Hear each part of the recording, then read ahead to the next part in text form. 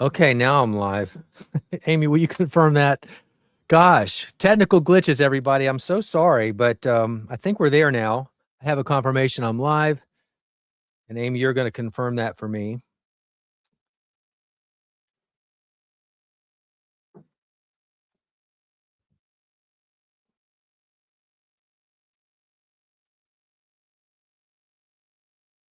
Okay, there I am. Okay, everybody, let's get started. My goodness, a little bit of a scare there. This is why I get my gray hairs. All right, so welcome. What a great way to spend a Friday afternoon, at least if you're in Eastern time. And wherever you are, we're going to talk seed starting today. And this is something that really is the first time I've ever done a live Q&A on seed starting to my recollection. Most of the time when we are deep into the weeds on seed starting, it's with my course, the online, the Master Seed Starting course in the Online Gardening Academy. And maybe you attended the Seed Basics and Beyond webinar over one of the past 2 days, or maybe both. But this is different than that because there's no pre-planned presentation at this point. This is really for two purposes. If you didn't attend any of those, that's fine. I just want to hear what your questions are related to seed starting, and I'm going to answer as many of those as I can over the next X number of minutes or even hours. I don't have this is my whole day for the most part, and I'll go until I lose my voice. I've learned from experience it lasts about 2 hours of nonstop talking. So if it takes that long, great. And anyway, let's get into it. Let's me stop talking and let me answer your questions here. So let me scroll through the hellos and all of that. And hello, everybody, Central Florida, Texas, and Washington. Okay, so William, I think I see. Okay, let's see what you have to say. And hopefully it's all nice because I'm posting these across the screen without having to vet them first. So let's go. Thanks, William, for your question. I wanted to thank you for your tip about fungus gnats. You suggested drenching the growing medium with boiling water to kill the eggs. It works, no more gnats. Okay, that's great to know. Now, one other thing that you could do or anybody else could do, and since that works for you, you might just stick with that. But if you wanted to go with BT, Bacillus thuringiensis, you can, the mosquito dunks is the same active ingredient that will also fill the fungus gnat larva in the soil. And you have to, I think you have to dissolve it first. I don't remember the details, but there's something on their website maybe for, oh, just put in mosquito dunks. I can't remember the company name, but you'll find it. But then read the information there because they address the best way to deal with fungus gnats using that very safe control. Bacillus thuringiensis israeliensis is the substrain, I think, and that will work too. The other thing that for all of you, if you want a simple way to do this, you could focus on the moisture in your soil. Fungus gnats love moist soil. And it's almost inevitable eventually that you'll find these little annoying gnats that come out of the soil. They start there and then they come out, and that's when you see them flying around. So the boiling water, the BT watered in, as I just described, like the mosquito dunks, if you grind them up. But again, the specific information is on, I'm just trying to remember the name of the company. But anyway, it's on their site. You could use nematodes. There's a nematode strain and that will kill fungus gnats in the soil, and you'd water them in. They're little microscopic worms that will attack the larva in the soil. And Arbico Organics is a place that you can order those from. Arbico is Arbico, I believe. And you can search for there and then put your query in, and they will show you the nematode strain that you can order and water those in. And then one other thing you can do is you can buy the yellow sticky traps. I'm not a big fan of those outside because anything sticks to it that comes in contact with them. And so you don't want your beneficial insects or your butterflies or moths getting caught, or little birds or lizards or frogs. But inside in your grow room or your greenhouse that's closed up, the fungus gnats are attracted to yellow like many insects. And so that would be a really inexpensive way to mitigate the problem and potentially eliminate it. So food for thought there. But William, anyway, thank you very much for your question.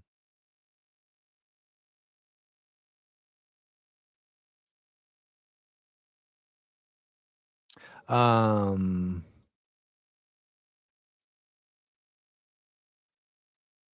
Okay, here's a question.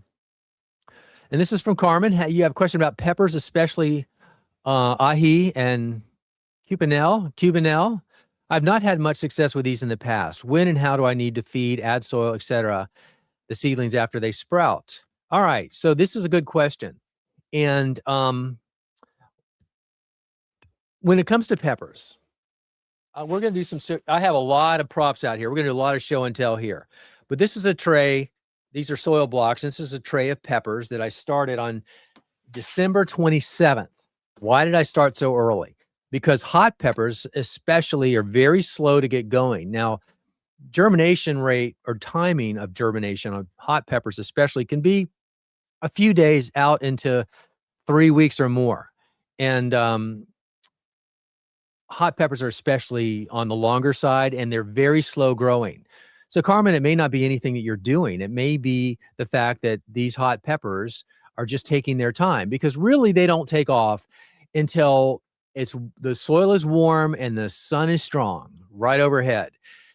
And when I have my seedling sale, which is every year, I sell a lot of peppers, hot and sweet peppers, but I'm always a little bit embarrassed in April, even though I've started the seedlings either in December or early January, and they should have had plenty of time, but because of their growth rate, they just don't they don't cooperate like we would like them to be. So it may not be anything that you're doing. As long as you're keeping the soil moisture even, you have good light on them, good, strong overhead light, and a germination mat will provide bottom heat, and that will definitely help them sprout because they like warm soil around 85 degrees Fahrenheit.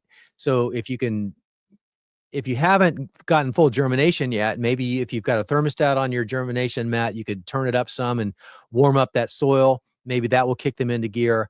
But I've also found that you have to coddle them along and just wait it out. And many times it can take 3 weeks or longer. So I wouldn't say that you really probably need to do anything else. I can't see your situation, so I don't know if you need to add soil. You could, since they have sprouted, apparently some have sprouted at least, you could try kicking in a little bit of diluted fertilizer. I tend to hold off on that, but it wouldn't hurt if you did it in a diluted way. So use an indoor, kind of an all-purpose liquid fertilizer or granular fertilizer that dissolves in water at a very low ratio, because this will be the first time they've got nutrients, and you want to not overdo it because you can burn them. You can really overdose them. So maybe a quarter strength, no more than a half a strength, but I would start out with a quarter strength and just see what happens. Okay. Let's go on to another question. I got to get past all the hellos. And hi, Patricia, my neighbor in Georgia. Okay, here's a question here. Do you have recommendations for a peat-free starting mix? Okay, good question. Yes, I do. And let me give the backstory on this. Peat moss is the industry standard in horticulture for seed starting and propagation. Peat bogs are where the peat moss is sourced from, and peat bogs in North America are primarily in Canada. And they're plentiful as far as the volume of peat bogs, but there's a downside to harvesting peat from peat bogs, and that is they take thousands of years to get to the point of building up to what they are when we harvest them. And it's kind of sad that we go ahead and just rip them out at the surface. But the other thing is there's a carbon release that peat bogs are famous for, and that is they store an extraordinary amount of carbon in their peat bogs. But when we disrupt that, all that carbon that has been disrupted is released into the atmosphere disproportionately to any other comparison. So we try to find alternatives for that if you care about climate change. And so alternatives, the number one alternative out there has been coconut coir, COIR. And they're, it kind of looks like peat moss. It kind of feels like it. It somewhat acts like it. So it's similar, but it's different. And the difference is, and it's a downside difference, it is high in salt content. And so when you try to use off-the-shelf coconut coir which the box stores are famous for selling, just the coconut course. They call it seed starting mix, but always look at the ingredients. If you're curious to know what is in that bag, read the ingredients. And core is becoming a kind of the standard in the box stores, probably along with bags of peat moss too, but the core has a lot of salt in it. So we've done trials over the years in the Master Seed Starting in the Online Gardening Academy. We have a course called Master Seed Starting. By the way, this is launch week for that. And we only release that course once a year for enrollment. And this is that week. So if you're interested in knowing more, that's at joegardner.com/MSS. And you can learn more and enroll through Tuesday. But anyway, back to my point.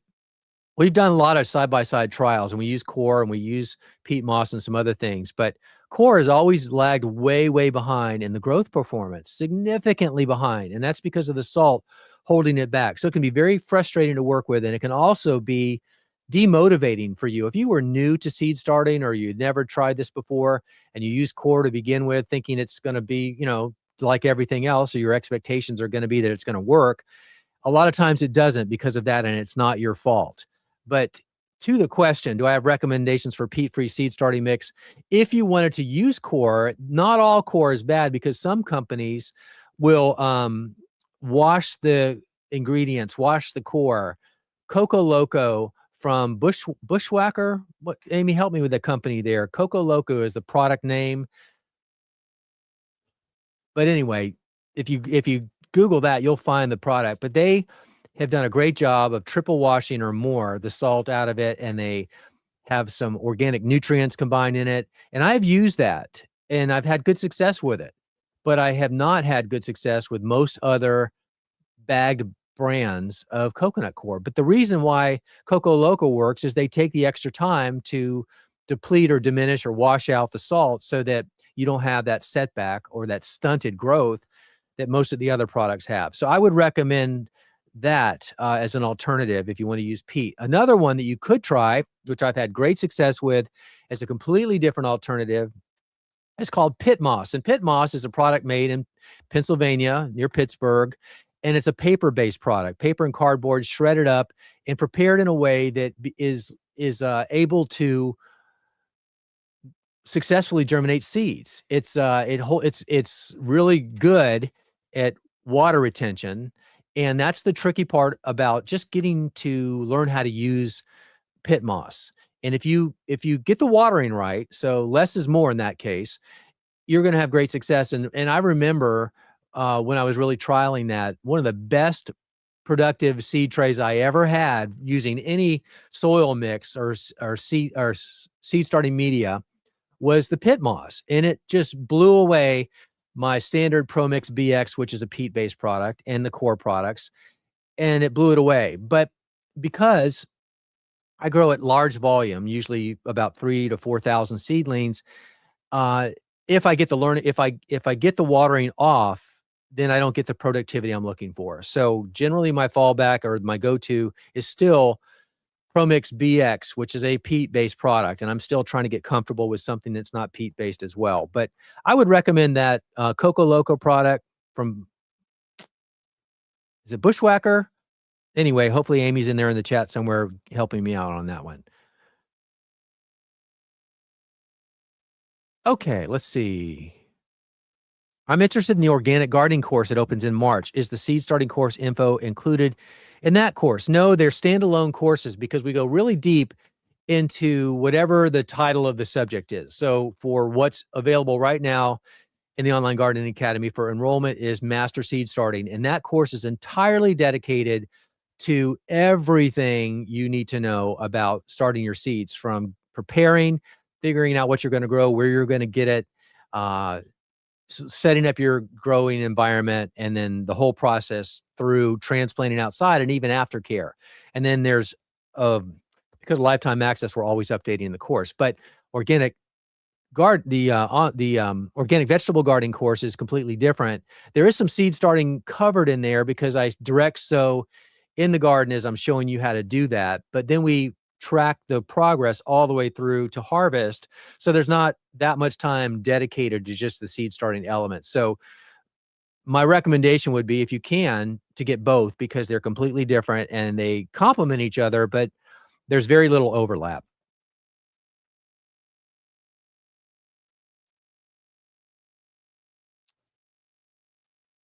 Okay. And I see Amy commenting about that question I just answered. So Bruce, you've got a question here. Your plants start off, my plant starts often form long stringy roots that extend out through the potholes. Should these be pruned? They can be, Bruce. So that's an indication that your obviously your roots are doing well. And when you see signs of your roots coming out the bottom, that's a great sign for transplanting, because in your case, they have a place to spread out, but the environment where they're spreading out, maybe it's found some more soil, or maybe it's found a reservoir of water. So they're able to continue to survive and continue to grow. But that's also saying that you need to get them into a bigger pot and then let them just be in the environment that they would be better off in. And that would be a soil-based environment, assuming you're not doing this hydroponically. And you could prune them though, because they are gonna, just like above ground, when you do pruning to tissue, it stimulates growth. And the same is true for roots. And at this point in the growth stage, you could trim those roots and you're not gonna really hurt anything. But I would transplant, would be my recommendation. And you could do both. You could prune and transplant to get them into a bigger container before it's safe to plant them outside. So that would be my recommendation to you, is probably do both.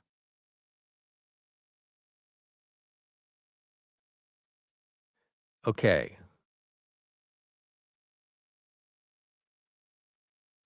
These, the reason why it's taking me a little long to get to the next question is there's a lot of non-question conversation in between the questions. So I'm not sure this is the quickest format, but we'll get there. And so, hi, Shawnee, I remember you from the other night. What a mess. All right, so here we are. Good day from Minnesota, and I hope I got you right, but I think I did. Okay, so still rocking the below zero temps. I'm using ProMix mycorrhizal fungi with added worm castings. We've started onions and celery from my zone 5A. Okay, so that wasn't a question, but it's good to know, and it's good to see you here, and thanks for being here. But yeah, below zero temperatures.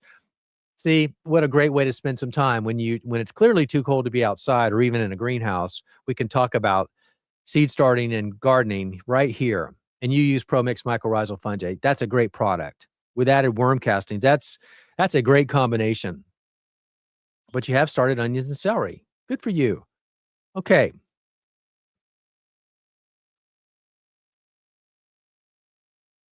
Okay, so here's a follow-up question to me from this person who was in the webinar from the other day or two. I mentioned that I've already started my peppers. Is it too late already? No, it's not. In fact, what I'm going to be doing this weekend is starting more peppers. And the peppers that I will be starting this time are going to be my sweet peppers. So if you were here a minute ago when I was talking about my hot peppers, I started those on January 27th because I have found through experience that they take their sweet time more so than sweet peppers. And so there must be something with the hot peppers that just slows down their growth, or they just wait longer to really kick into gear. But I've learned that, so I start them extra early. Just late December is extra early. But now would be the time right at February 1st, or maybe a week earlier than now would have been a good time, or is a good time to start my sweet peppers. So whatever you haven't started pepper related, you could do that now. You could do all your peppers right now. And I'm in zone 8A, which is Atlanta, Georgia area. So I'm going to be warmer than many of you up in the Minnesota area or wherever. You're growing, your frost-free date's going to be after mine. So if I'm starting now, I'll be transplanting out later. But with peppers, you could probably benefit from starting now too, and using that extra indoor growing time to give them some extra size and resiliency before they go outside. So give it a go, and you're not too late by any stretch of the imagination. Okay. Bruce, you've had mold and algae from the surface of plant start pots, probably due to overwatering. If this happens again, what can I do about that? Good question. And you're exactly right. The mold and algae is clearly there because there's a little too much moisture in your container. And that's a sign for you that you could back off on the watering. So that would be the first thing you could do. The second thing that you could do, definitely show and tell day.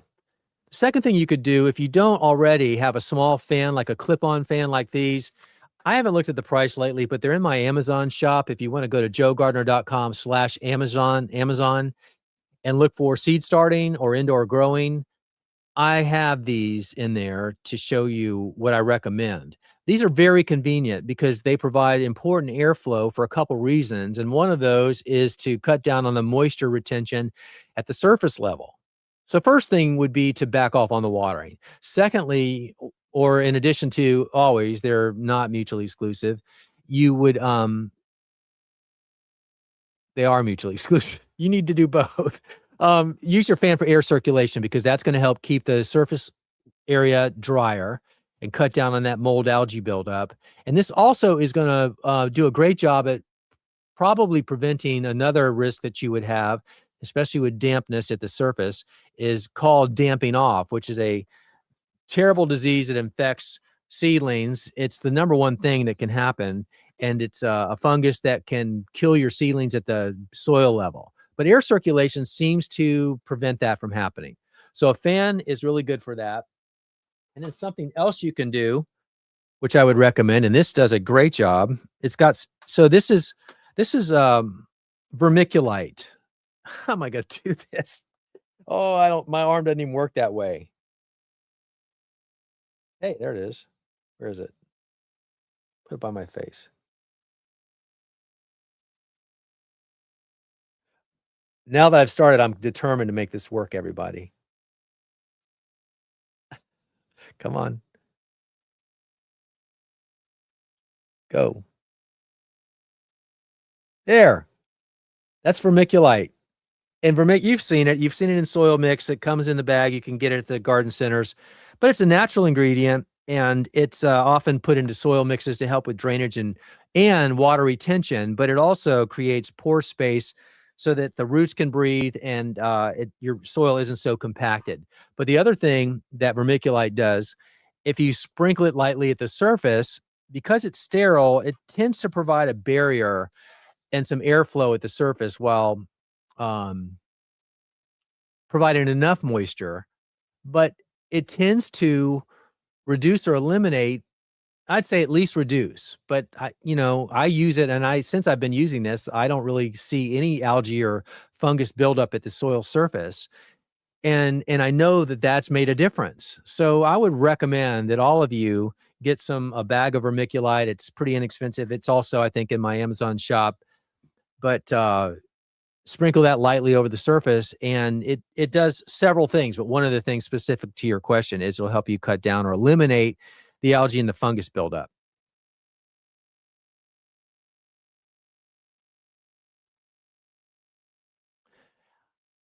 Hey, Charles, you live in south of Atlanta, so you're not far from me, and you're looking for reliable bulk compost where I can purchase for my gardens. Can you recommend any? Oof. Well, I don't know about south of Atlanta. I have why am I getting out of focus again?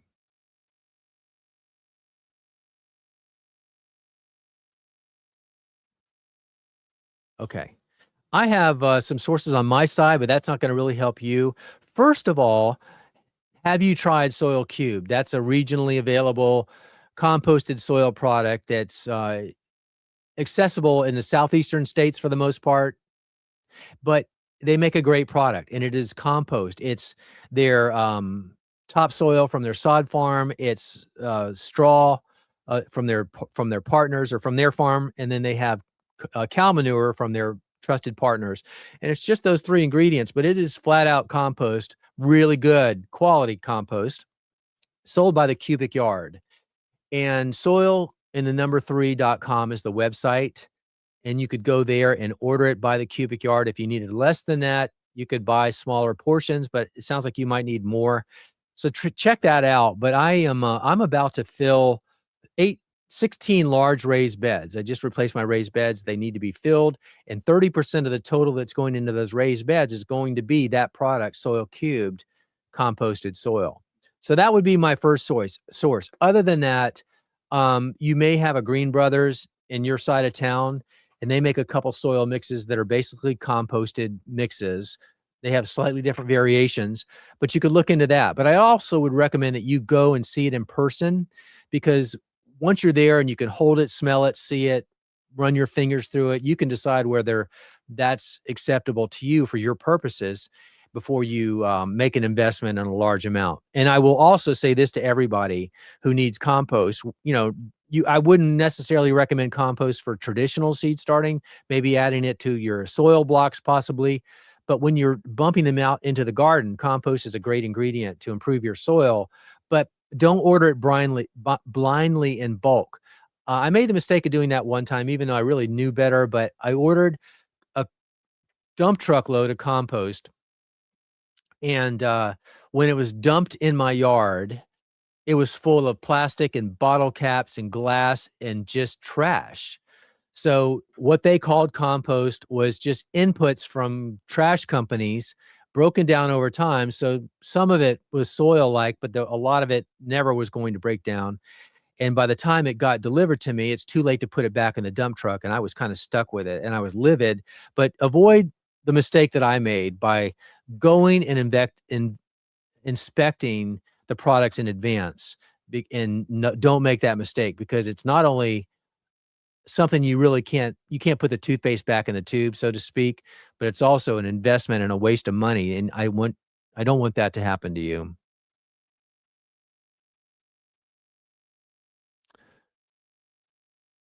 Okay.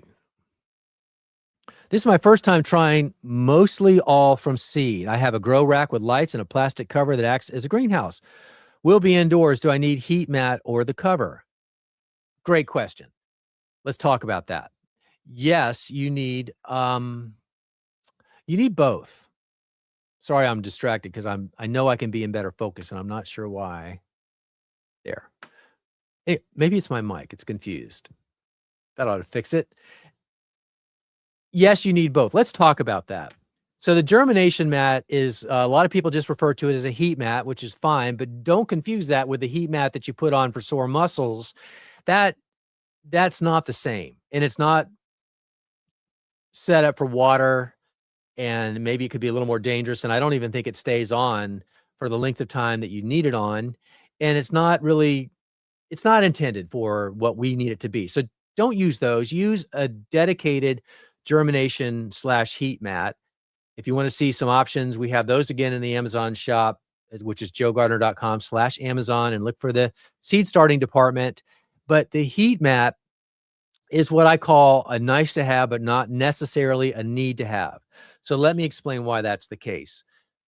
All seeds have a preferred, well, they actually have a range of soil temperature that they will germinate in.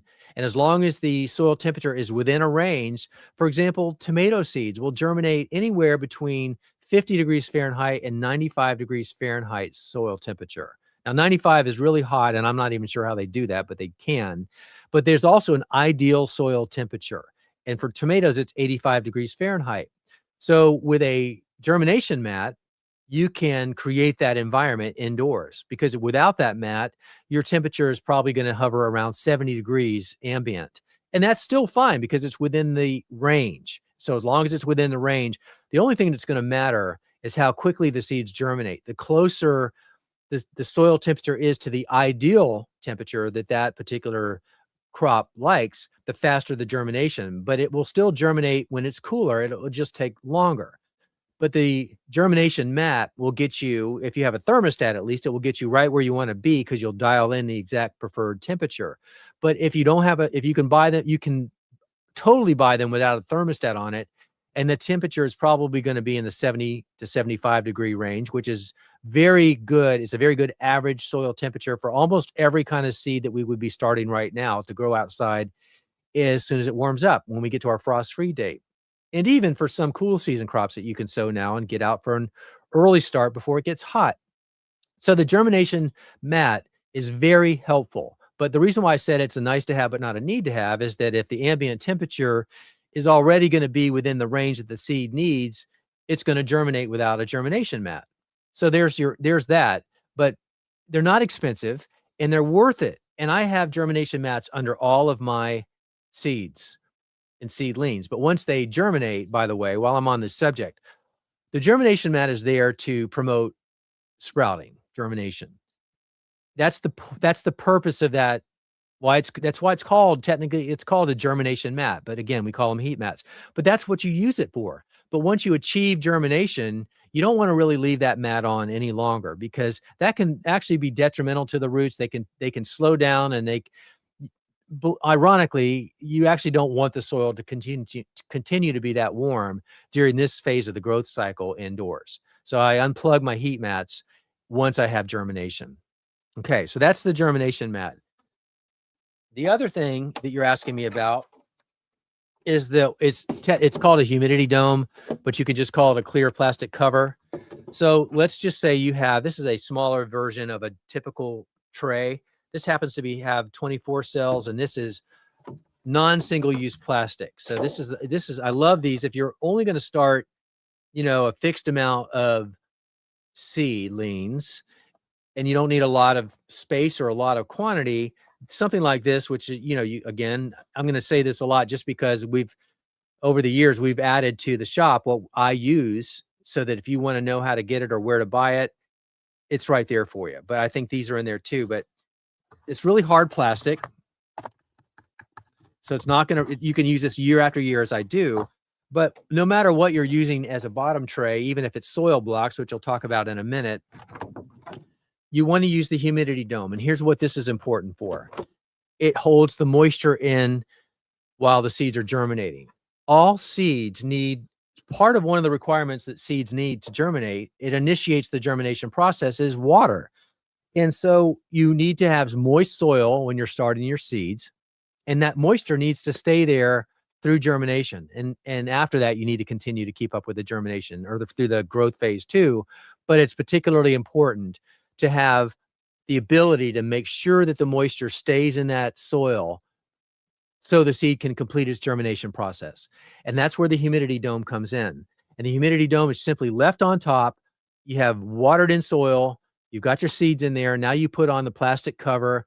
If you buy a kit, it's going to probably come with a plastic cover, although it's going to be flimsy. It still works. It just needs to be a barrier so you eliminate the risk of evaporation, and that will just hold the moisture in place. And then once that plastic cover's on, you do not need to continue to water, because there's no water escaping. And assuming you gave it enough water when you started your seeds, then you're good to go. And just leave it on until you get germination.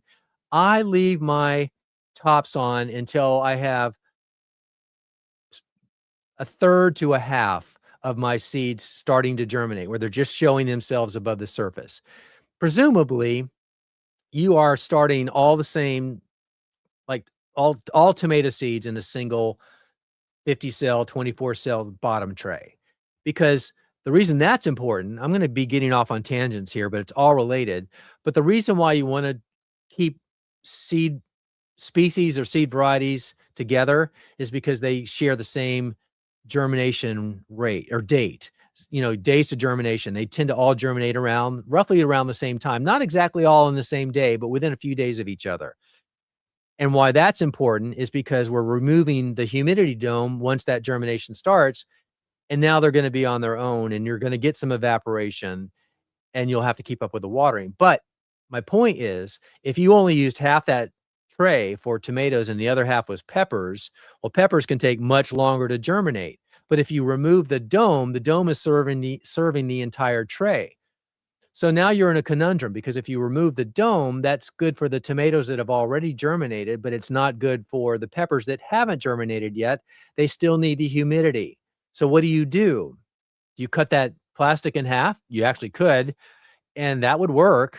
You just have to seal off that exposed end, or you could get some saran wrap and just lay it over the area of the tray that hasn't germinated yet. So there are workarounds there, but I'm just trying to give you all your options. But once you get at least a third of the seeds germinating, remove the dome, because if you left it on much longer, you're going to impede the light access to the seedlings, and that's going to start to make them leggy. And the other thing is, you can start to promote a greater risk of damping off, because now the soil moisture is too much around the base of the stem, and that can lead to the fungal disease that will kill them off.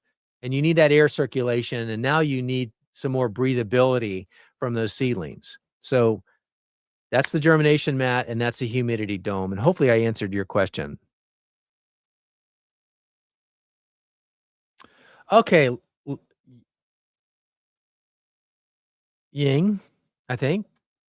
I heard that it's okay to go full strength on liquid fertilizer for seedlings if it's an organic liquid feed. Is that true? Or should I dilute it to half its strength or less?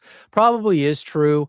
But again, keep in mind, this is going to be the first exposure to any sort of nutrients that those seedlings are going to have. In the seed itself, there's an embryo. And in that embryo, there's fats, carbohydrates, and proteins. And those are the things that your seedlings need to initiate germination by sending out the radical root into the soil, the main root, and sending up the top shoot. But those stored nutrients and energy exhaust itself by the time that germination process is completed. So now there isn't any other nutrient. And if there's any already embedded in the soil, it's just a little charger fertilizer. So now if you're ready to supplement the fertilization, and I don't do that for several weeks after germination, if I do it at all, I use fish emulsion, so an organic liquid fertilizer. But I am leery about going full strength even on that, even though the dosage is very low on the organic side. So there may be some truth to it. I've never tried it at full strength right off the bat, but I like to ease into it because you've got time. You know, if you're starting seedlings, you've got probably 8 weeks before you're going to do anything with them to plant them outside. And no matter really what size they are when they go outside, assuming they're sufficiently robust enough to handle the change in conditions, they're going to catch up because the warm soil and the sun is going to really do amazing things to speed up and adjust the growth rate. But in the meantime, I don't want to play it too risky. And the downside of fertilizer that's too strong would be basically killing your seedlings. It's just an overdose. So you can try it and see what happens, and that may be true, but I don't go full strength on anything until later in the process. Okay. Now I'm just going blindly here because I'm not taking the time to see if that's a question or a comment. So I'm just going to put it up here and hopefully everybody's nice. So what can you tell me about Burpee's 8, 16, or 32 cell super seed starting tray? It's a flexible silicone pop-out cell. Are these durable?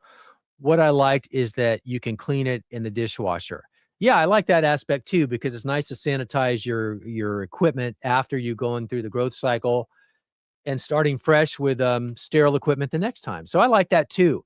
Now, I bought one of these silicone trays. I never used it. I never got around to using it, but I bought it with the intent of experimenting with it.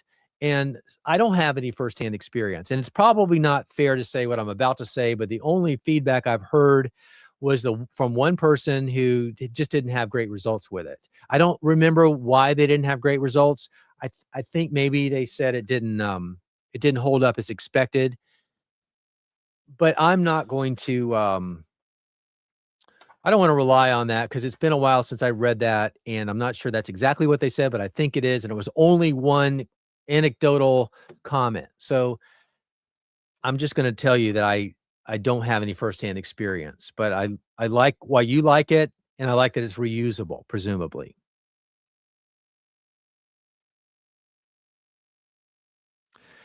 So can you rinse out the salt in core? You would think that you could. I have tried one time, but I with Ernest, I tried. I literally took the bag of core and I flooded it. I washed it. I used a high powered spray, and I still got the same static, slow growth, no growth results out of it. So I'm not. There's a buffering process that you have to do to basically neutralize the salt. And so, honestly, it may be more than just washing it out, and I'm not sure what the process that Coco Loco uses, but I know on their bags, they talk about triple washed. I think they use the term triple washed, but it may be even a little bit more than that, and I think it actually is. And so if you I would encourage you to, if you wanna try to do that, just do some research on that and mention buffering, use the term buffer with coconut coir to, maybe that'll just do it. Maybe that enough. But buffering is the term I want you to apply to your search along with coconut coir to mitigate the slow growth that is predominated by the salt.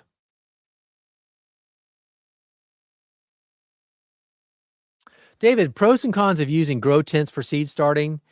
Well, it's great if you have an environment where the ambient conditions around the seeds starting equipment is super cold. Like if you were in a damp or a cold basement or a garage, the grow tent would be great because you could have that um, certain environment, that enclosed environment that's not part of the exposed area. So that would be the first thing. The other thing is you're sealing it off to potential low risk pathogens that may come through and infect your seedlings. That would be a low risk area. The other thing, though, I think, is just capturing the light more in a more concentrated way, because a lot of times those indoor grow tents have a shiny indoor inside surface, like the aluminum looking, you know what I'm talking about. So that could help with reflective light and just more overall control of the environment that you're growing in, to control the temperature and the light. Those are the two main reasons. And that's those are the main things that I can think of. So that's my answer.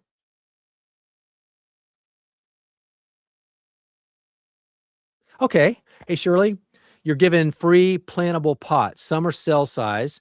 Can these be used for inside seed starting with a heat mat? How long do they take to break down? Oh, I see what you're doing. I got it.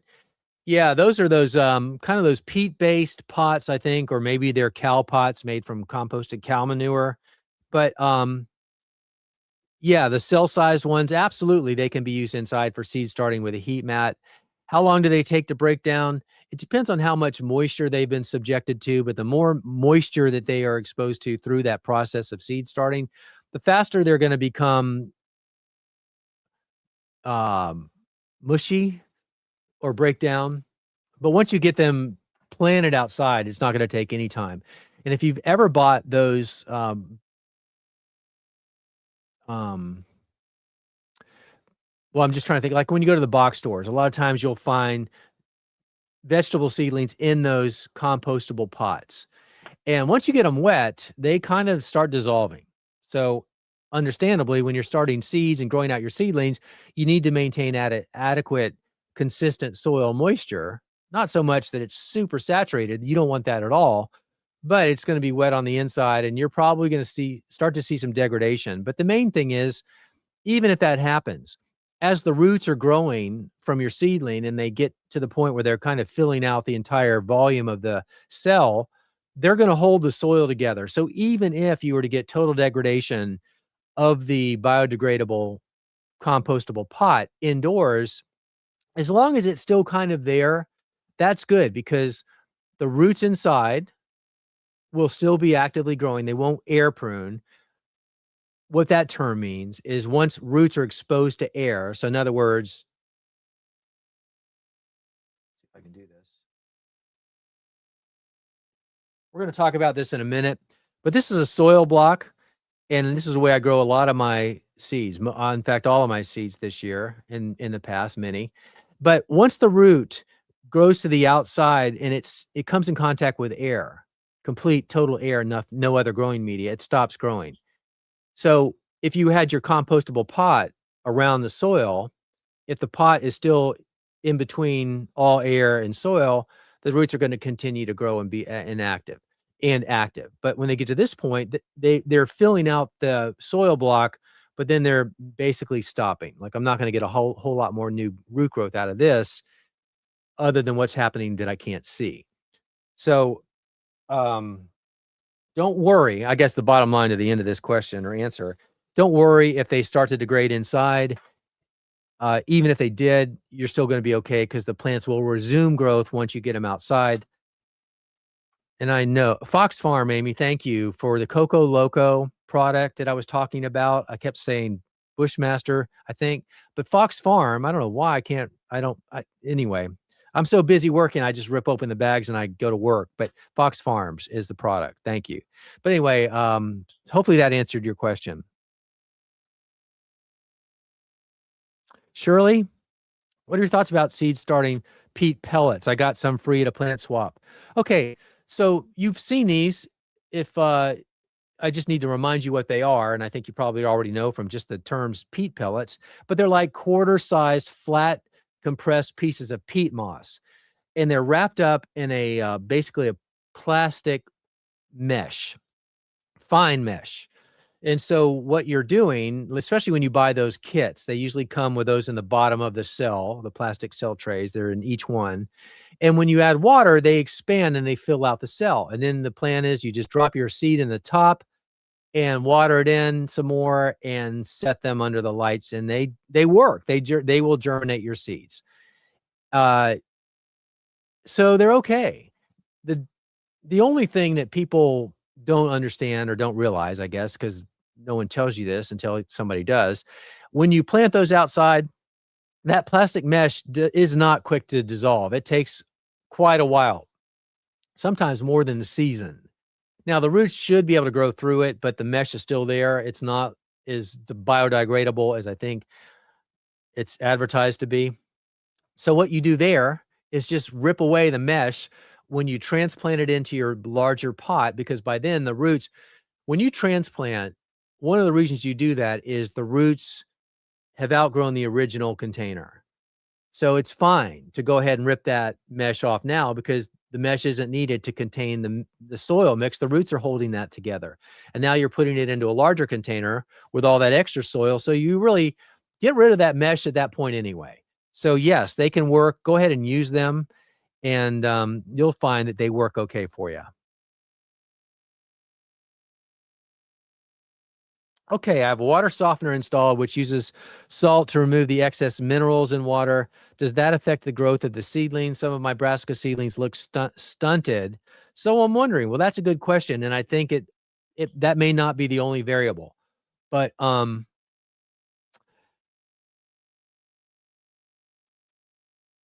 what I would do, because I can't say with absolute certainty that the softened water is the reason for the stunting. It could be completely unrelated to that. It could be part of the problem. So it depends on the seed starting mix. But what I would do is a controlled test.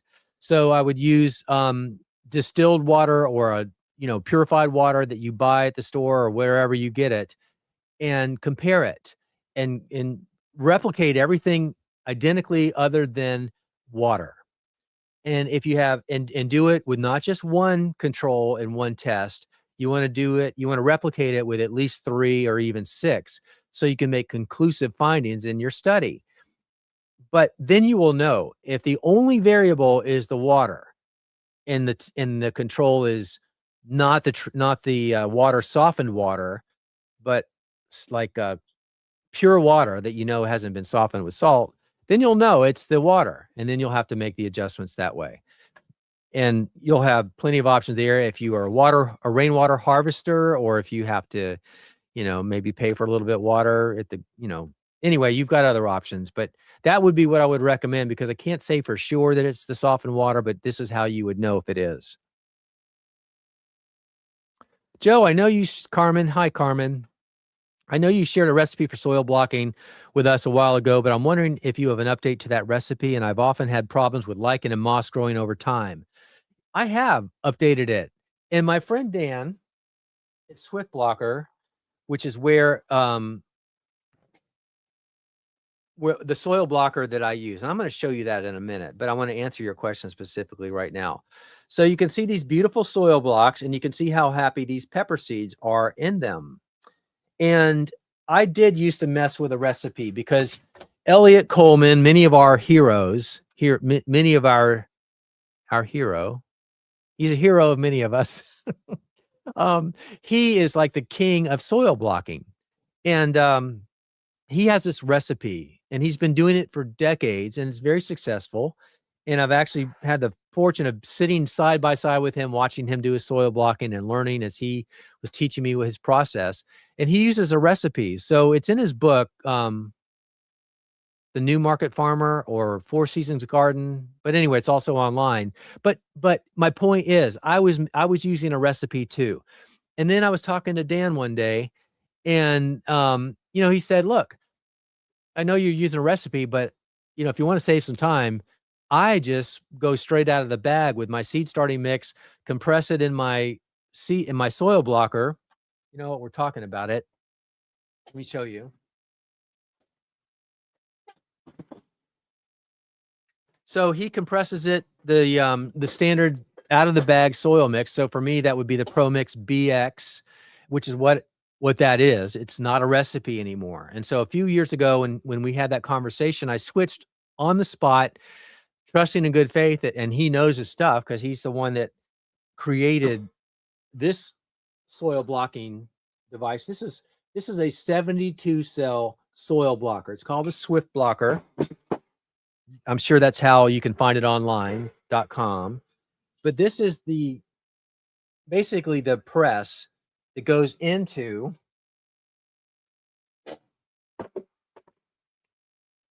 the form. So what I'm doing is I am laying this onto a smooth surface, and then I have my luscious soil mix that's nice and wet. It's kind of sloppy, goopy, a little bit runny. When you squeeze it, water clearly runs out, but that actually is good because water helps bind the blocks together once it's compressed. So it's better to be more wet than not. But all of that goes in here, and then you mixed it with your hands in a big tub, and I love that process. It's one of the reasons I love soil blocking, to be honest with you, but it also has great results. But so you get to make mud pies basically, but it's in a big tub, mix it together, and then once you have it to the consistency that you want, then this is sitting on a flat surface, and I am filling it into here, and it's just the standard out of the bag or bale Pro Mix, and the key is, if you have Pro Mix is peat moss, a little bit of wood product, finely ground wood product. I think there's some perlite in there, and maybe a little vermiculite, and probably that's about it. But that's enough diversity in the mix that allows it to bind together and still be airable enough to let water and air in and drain as well. So I would defer. I would say, rather than try to get this great recipe, because I think the key is just making nice blocks, and it doesn't require a recipe for that. And so I'm shying away from recommending that you do a recipe. If you can do it successfully just with an out of the bag product, then just stay with that. And by the way, we may not return to the soil blocking discussion, but if we don't, you don't need to get a big blocker like that. I love it because to me, if somebody were to ask me the pros and cons of soil blocking, the only con that I would come up with is it takes a little bit longer to get started because it's a two-step process. You have to mix the ingredients or the soil with the water and get the consistency right, which you get faster as you learn visually, kind of the muscle memory of how much water you need. Then it's much faster. But so that is a step that you don't have if you're just filling soil into a pre-made cell tray. But with a Swift Blocker, one of the reasons it's called Swift Blocker is, you can make 50 or 75 or 128 cells quickly, and it's fun, but it's a little more expensive. So it's in the $200 to $300 range, just in round numbers for that. This makes 4 soil blocks at a time. So what you would do, you'd take that same big tub with all your soil mix in it that's been moistened to the right consistency, and then you shove this into the bottom so that that all that mix is up in there and it's nice and compressed. And then you go to your bottom tray and you eject it. You squeeze down and eject it. And it works. And this has kind of been the industry standard for a long time until some people started creating a better mousetrap. And that's where the Swift Blocker comes in. So if you want volume quickly and you can afford it, it's a one-time investment. So, if you think about that, if you're going to be doing this more than 1 year, it's paying for itself in no time. So anyway, that's a little bit about that. And now let me even see what your question was. Oh yeah, I have problems with lichen and moss growing over time. So to that, that could be the case with cell trays, plastic cell trays too. But again, that goes to air movement and making sure that it's not too wet. And that would be my answer to that. So I know I was all over the map there, but it was an opportunity to talk about something I wanted to talk about anyway with the soil blocking. Hey, Bowtie Life, reading your comment right there. I'm glad you're here. Thank you. Next question. Is it safe to use tap water to water your plants? I'm assuming my garden hose would have the same water as my tap. I hear chlorine isn't good for plants. You know, it's logical to think that.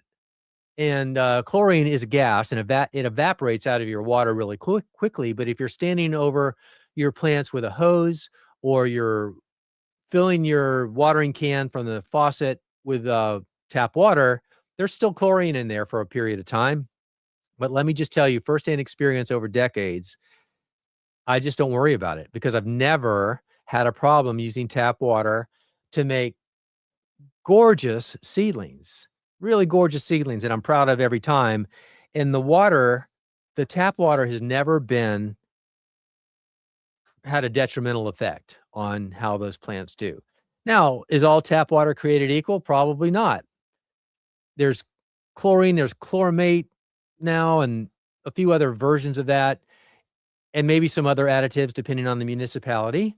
So that may play into it. But in general, and firsthand experience only, but I've lived in 3 states while I've gardened, is the tap water has always worked without taking any time to let the chlorine evaporate or anything like that.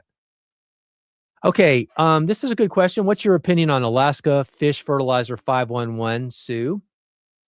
First of all, it works, and it's higher in nitrogen, obviously, by the ratio that you see there. And I've used it. I used to use it a lot because it's really readily available. It's not that expensive, and it's concentrated.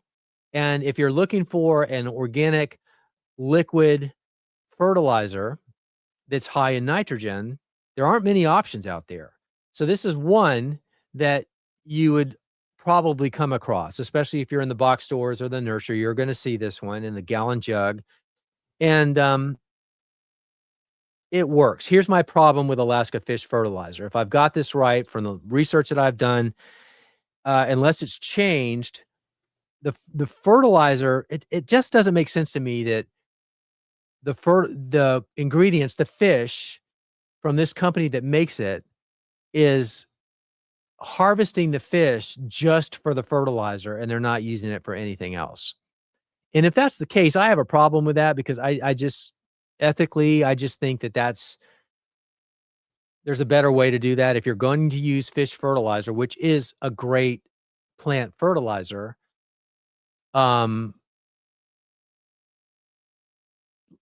Neptune's Harvest, another brand of liquid fish fertilizer, has some other options that are not necessarily 511, but I think they have a 5-31 or something like that. So there's nitrogen, phosphorus, and potassium in it, and they have several ratios. But anyway, that's not the point I want to bring up. The point I want to bring up is that their product, the fertilizer, is a byproduct of the fish industry where they're using it for food or processing or whatever else the fish were used for. The leftover is still the input for the fertilizer. And to me, you know, I'd wish there was a better source that worked that didn't use the animals at all. But if I'm going to do that, I'd rather use it as a byproduct rather than the product, if that makes sense. So that's my opinion on that. It works, but I don't use it for why I just said, and I use a Neptune's Harvest.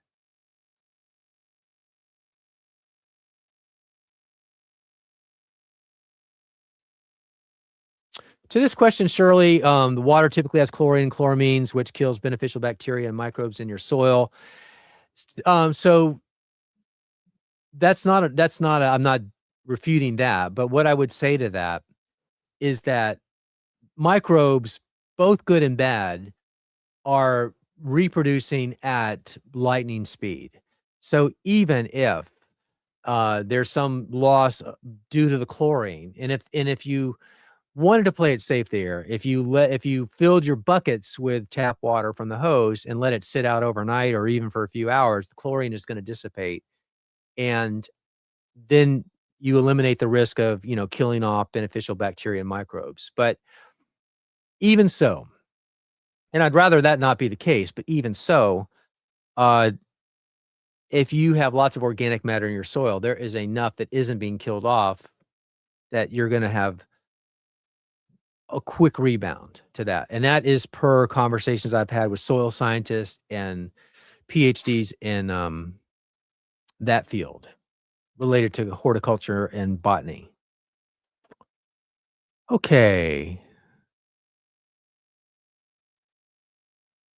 Hey, Leanne from South Carolina. What kind of thermometer would you recommend for a small indoor greenhouse? Okay. Um, what's the one that I have them and okay, I'll tell you. I have apps on my phone for the thermometers I have in my greenhouse, and I have two kinds. I have Govee, Govee, and I have Sensor Push. Govee is only in the maybe $30 range, under 40. It's great, and I'm able to put that in my greenhouse, and I can get lots of data from it, temperature, humidity, and time. So over time, I can get long-term history. I think I can download all the data. It's on my app. Let me see here. Let me bring it up. Ooh. Okay, well, that one's not I think, that maybe anyway, I'm not pulling it up, but that's a good one, and I would recommend it, and it will do everything you need it to do. So Govee, you can get that online. I think I probably have it in my Amazon shop since I use it, but I also use one called Sensor Push, which is, a little more technical. It's, more expensive, but it does more, and it also has a Wi-Fi router connected to it because my greenhouse, I need to make sure I can get that data from anywhere at any time. And the Govee is Bluetooth at least, and it may be Wi-Fi also, but I needed it to be for sure Wi-Fi and Bluetooth. And so Sensor Push will do that. And so this isn't going to show you much, but that's Sensor Push's data. Let's see. Right there. And you can see how on today's date, the temperature went from whatever it went. I can't read it backwards, but anyway, there's lots of good data there. And it's in the sensor there is probably more in the $80 range versus Govee's in the $30 range. But there are differences as to why the other ones cost more and it's worth it if you have that need. But if you don't have that need and you're just in a small greenhouse and you want some basic data, and actually Govee provides a lot of bang for the buck. So that would be my recommendation for that.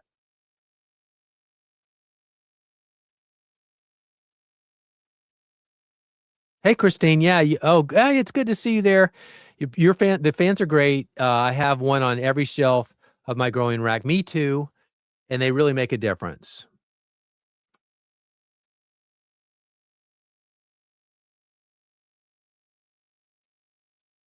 Okay. Hey, Shirley. Yeah. Winter sow stratification. Okay. So let's talk about that term first of all, before we get into it, for those who aren't familiar with it. And you're asking what day and nighttime temperatures qualify for stratification. Fluctuating temperatures, 60 in the day, 32 at night, 50, 41, 45, 16 at night. Okay. So let me explain stratification. So this is relevant to everybody. Some seeds need special treatment before they'll germinate. And in nature, that is common with a lot of things, but one you could probably relate to is probably many perennial native flowers that we have growing outside, asters and coneflower and Joe Pye weed and some others. Actually, I'm saying some that probably don't need stratification. Let's say milkweed, that does. The term means there is a hormone built into the seeds. So as the seeds from the flowers drop onto the ground and fall after they finish blooming, the seeds are just sitting on the surface. And depending on the temperature of the soil and the ambient temperature above, those seeds may want to germinate. But Mother Nature says, no, it's not the right time for you guys to germinate because it's going to be really cold here very soon if it's not already. And if you guys were to germinate right now, you're going to die as soon as it gets cold. So I'm going to put a hormone into your seeds that's going to prevent you from germinating until that hormone is broken down sufficiently. So and once it is, that then you're safe to germinate. And that hormone is called abscisic acid, typically. And cold temperatures will break that down slowly over time. So in nature, that's happening without our knowing anything about that. And then the seedlings come up in the spring, and we're happy about that. So in winter sowing, you're really just relying on Mother Nature to do that. So just because it's in a milk jug or a plastic bag, that's happening, and you don't need to worry about all those fluctuations that you listed. The point is you're getting the fluctuations at night and in the day over a period of time of more than 30 days. Typically, you want 2 months or so of cold stratification for winter sowing, and they're going to germinate. They're going to sit there. They're going to have their abscisic acid break down, the growth inhibitor or the germination inhibitor, and then they're going to sprout. Indoors, we can also do that. You're not asking this, Shirley, but for those who are saying, oh, that's why my seeds didn't sprout when I opened up the bag and I put them in the soil in February, they just never germinated, like with milkweed. And that's because they probably weren't pre-stratified. If they need stratification, if the seeds need stratification, they should say it on the packet. It'll say special treatment needed. These need to be cold stratified in the refrigerator, which you can do for the period of time it says, because that varies depending on the seed. And the temperature can vary, but mainly it's the duration of time. Average cold stratification temperature would be 40 degrees Fahrenheit or below. And then sometimes it needs moisture too. So you would mix it with moist soil. But anyway, that's beyond the scope of what you were asking and what I need to tell you now. And to the answer to your question, the temperatures that you listed are going to be great because you have plenty of low temperatures there mixed with warmer temperatures. And that's the beauty of what is exactly needed for you to see germination once temperatures warm up. Hey, John, what's a good time to sow cucumber seeds in zone 9B? I would say definitely after the frost-free date for sure. That's your main driver here. You don't want to sow those before the risk of frost has passed because they're not cold hardy. But once it has warmed up, and the other thing I would say to play it safe, they really like warm soil to germinate anyway, and they germinate quickly. So I would wait probably 2 weeks. It doesn't really matter, but anytime after the risk of frost. But if the soil temperature is still cool, they probably will just be sitting there for a little while until it gets warm enough for them to be happy to germinate. And the alternative is just to wait a couple weeks and then to sow those seeds. And I would say this, those are seeds that do not need to be started indoors in cell trays. Space is limited for a lot of us. And if you're taking up space with seeds that really don't need to be started inside, you free up that space for ones that do, like peppers and tomatoes and other things. But large seeds like melons, beans, peas, and others, those I never start inside because I've just found that they reliably germinate outside within a week or so once soil temperatures are normal, which is after the frost-free date. And I'm not using up that space that I need for things that need that extra treatment or that extra time. So there you go. And you're welcome, Bruce.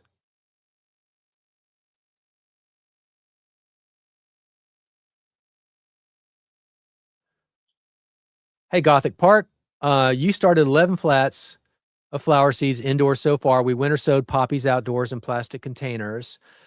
Have you done this? Maybe I should just scatter seeds on the ground. Right. I've only scattered seeds on the ground because they're so reliable. You throw them out on Thanksgiving Day. You don't do anything else. And then you have a great spectacle in springtime.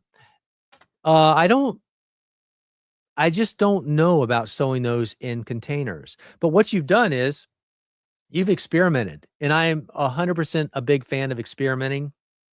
I do it all the time just to push the limits and buck the odds, just to know how well it works, if it does at all, or if it doesn't, then I know, and I can confirm that with anybody that asks because I've tried it. But in your case, now you will know if it works, and if you want to replicate that because it works, then you can. But if it doesn't work, you'll know not to do it again. So that's what I would say, just because I don't know, because I've never tried planting them in containers.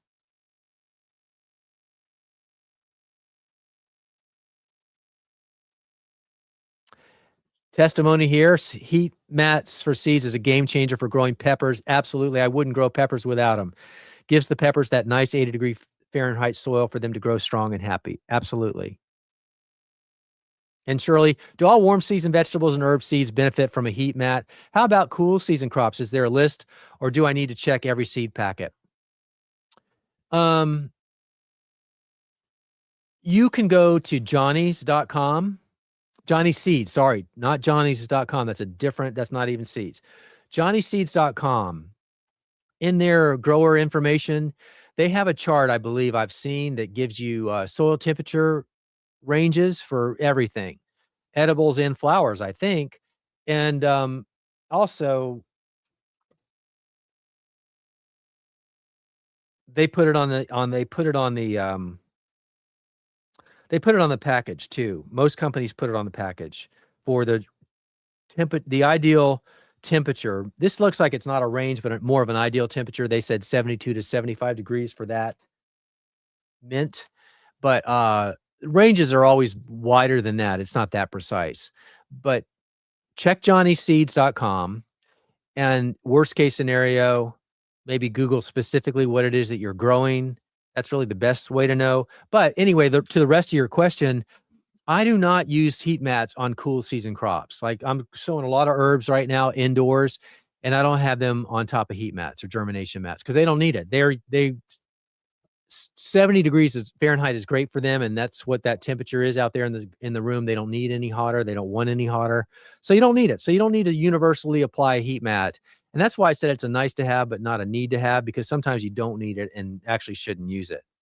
But always, when in doubt, check the seed pack, or there's the information's out there just to verify that, and maybe check with more than one source. Okay. From @M. I have a vegetable garden in a suburban property in zone 5. Neighbor planted a 40-foot long cedar hedge. They are now 8 feet tall. What veggie seeds can I start that will grow beside it?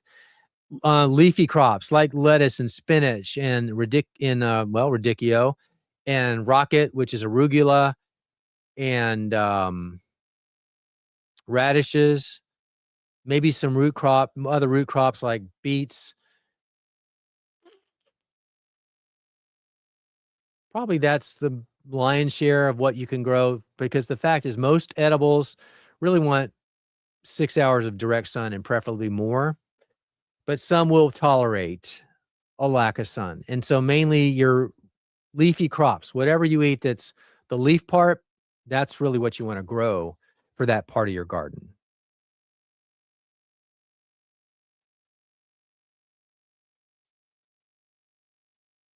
Hey, Sam. I never remember how much to water both seedling and then younger plants. I think I overwater them due to some mold, but I've always been told not to let them dry up. Any suggestions? All right, good. We're into watering. I think it's a great question, and a lot of people have a question about watering, and it's tricky, honestly. And there are some tricks or some hacks that I can help you with here.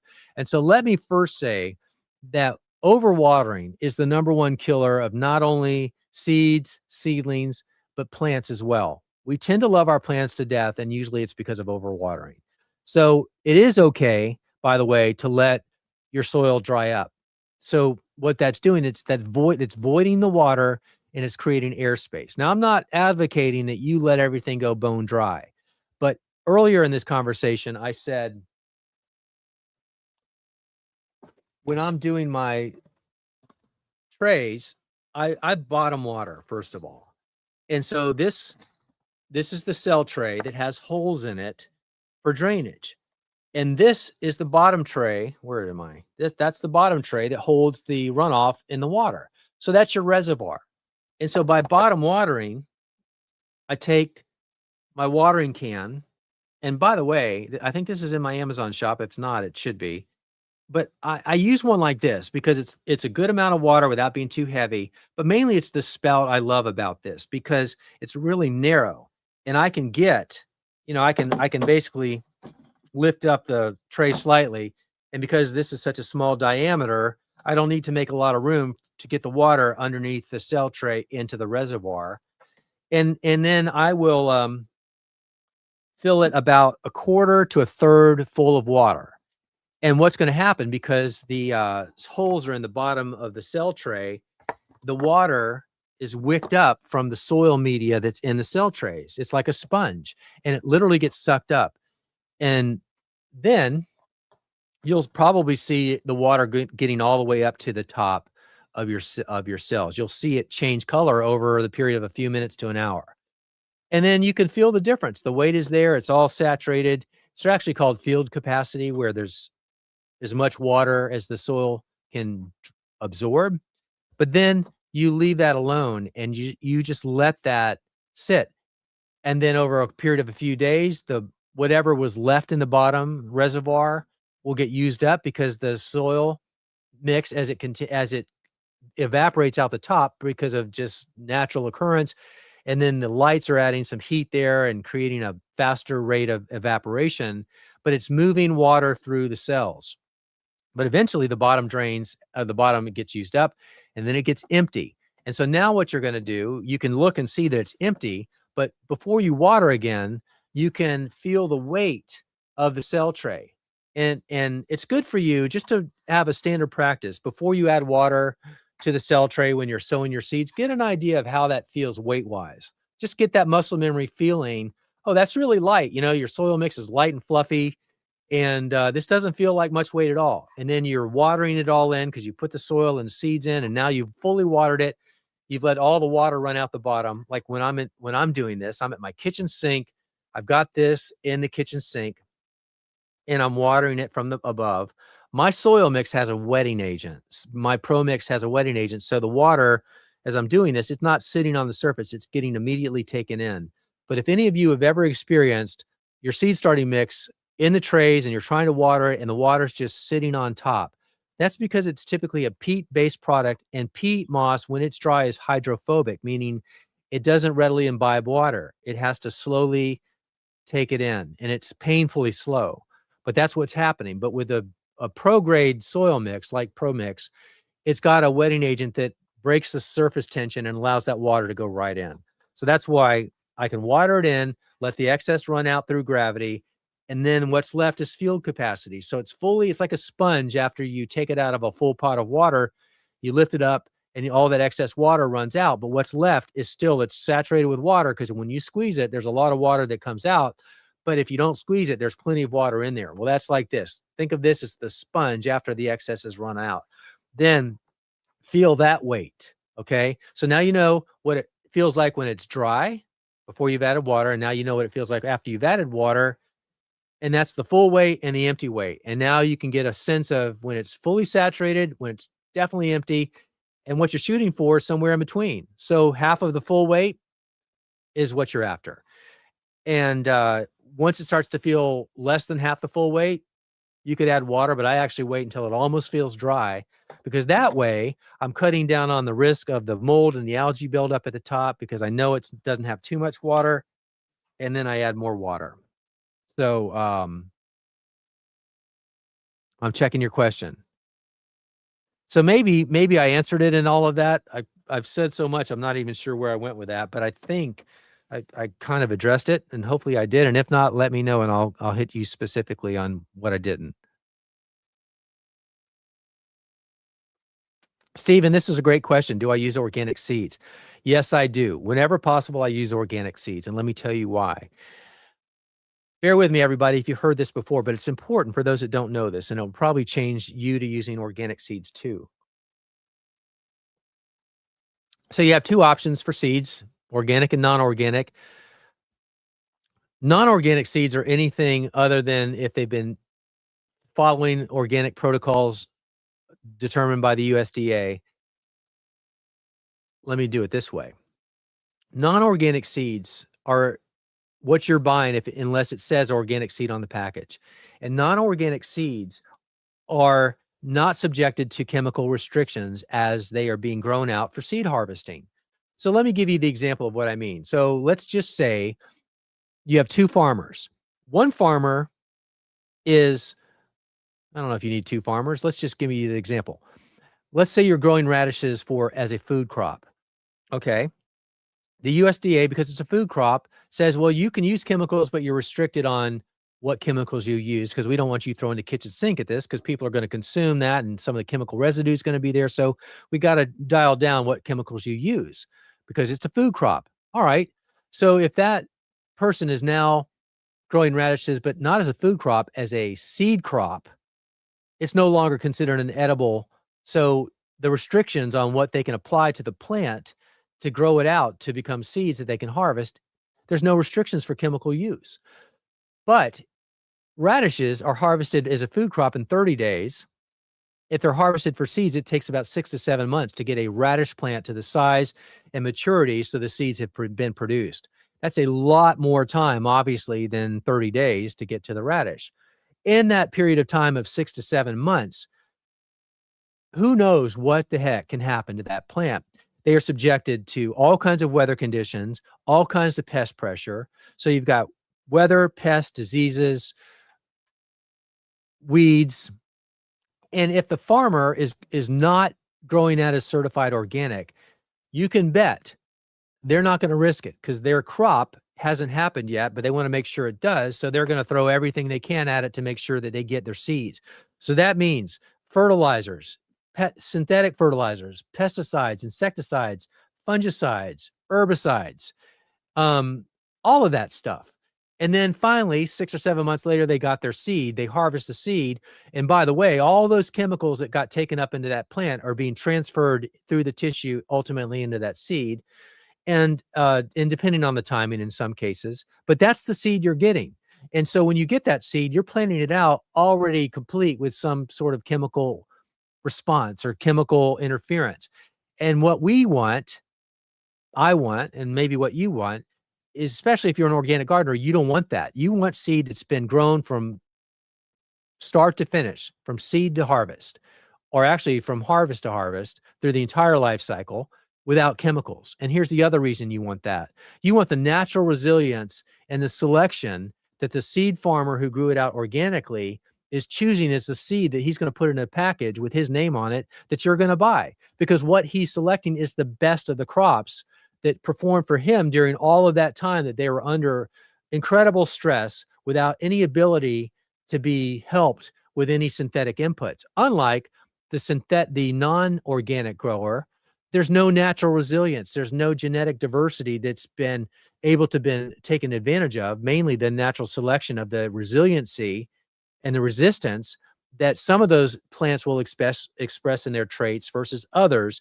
But the ones that express those most favorable traits are the ones that the farmer is harvesting for the seed, which pass through to the packets, to the seeds that we're now putting in our garden. And for 50 cents or $1 more a pack, or less than that when you buy in bulk, you can dang well sure bet that's what I'm getting is the organic seed. So the resilience, the genetic diversity, the lack of chemicals that have passed through to me, if I can find a way to do that, and I can if I'm buying certified organic seeds, and if you get that, it's going to say it on the packet. What you're looking for is the label or the reference that it's organic seed. Lastly, on that topic, is if you just care about environmental stewardship and you want to support the organic industry, because let me tell you this, from what I just told you, you can imagine it takes a lot more work to see those plants all the way through under organic growing practices, more manual labor, more everything that costs money. And for the little bit of extra cost that it cost us to ultimately get that packet, it's worth it. But we're supporting the organic industry because they're making that option available to us because we continue to support their efforts through our purchases. So everybody upstream from the seed farmer is also having to comply with organic practices too. So not only are we supporting our farmer who's growing them out organically, but we're supporting the companies that he's buying from, his vendors, because they have to provide, when it's mandated, those organic inputs or equipment as well. So there's my answer to that. Hopefully I sold a few of you on using organic seeds when you can. I'm not even sure how many more questions I have, but I'm going strong and I've got my voice and that's good. And this is all being recorded, of course. So if you happen to duck out, you'll be able to return to this in its full entirety and catch what you missed, because this will become a permanent video on our YouTube channel. Anyway. Shirley, thanks for all your questions, by the way, but what's the best practice and process for sterilizing or seed starting cells in pots prior to reuse? What's the most environmentally friendly product? I prefer not to use bleach. You could use vinegar and water. You could use peroxide. Uh, Certainly bleach is, you can sterilize without using bleach, but you could use a um, Castile soap or Bronner's soap in water, but vinegar is a really good disease killer, and you can do that at a diluted rate, or peroxide would also work. You could boil also, but I typically use vinegar or peroxide. Sterilizing seed starting cells. Okay, gotcha.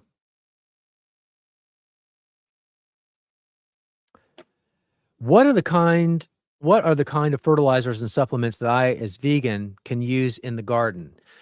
Yes. Cotton you can so cottonseed meal, soybean meal, but here's the thing. So you can get nitrogen and phosphorus and some potassium in those meals, but a lot of that you have to be careful because you may be buying synthetically grown fertilizer products of those fertilizer byproducts from the parents that were grown non-organically, if that matters, and it probably does for you as a vegan. But I don't have an exhaustive list for you, but that would come up in the list. But definitely Google that or use AI for that because it will source reliable sources to give you that list, and you'll see several options there. But you do have some pretty good choices. Life is beautiful indeed, is that comment. I agree. Hey, Pete. Ciao. How are you, Peter? Good to see you here. Thanks for being here. I miss you. We haven't caught up in a while.